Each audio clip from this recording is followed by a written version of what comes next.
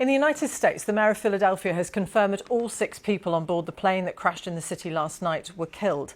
The victims include a child and her mother, a doctor, paramedic, pilot and co-pilot, all from Mexico. US authorities are investigating after the medical transport plane crashed into a residential area less than a minute after takeoff. The plane crash comes 2 days after the collision between a commercial jet and a military helicopter in Washington, D.C. Graham Satchell reports.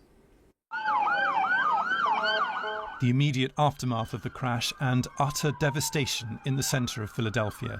The plane came down in a heavily populated, built-up area of the city.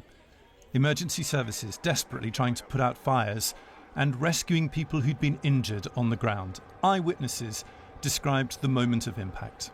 I just see the plane is getting lower and lower and lower. It nipped the house. When it nipped the house, it hit a couple cars.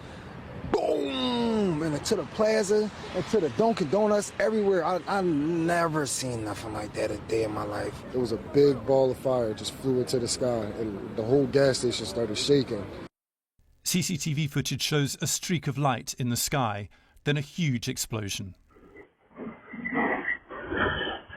The plane, a Learjet, had just taken off and was airborne for a matter of minutes when it got into trouble. It had 6 people on board, believed to be a young Mexican girl who'd been receiving life-saving treatment, her mother, 2 medical staff and 2 aircrew. Wreckage of the plane is littered across the streets.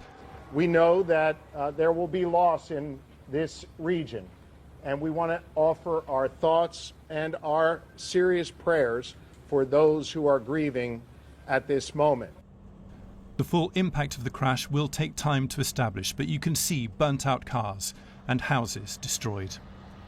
The crash comes just 2 days after a much larger collision between a commercial jet and a military helicopter in Washington. Officials say 67 people lost their lives, including members of the American ice skating team.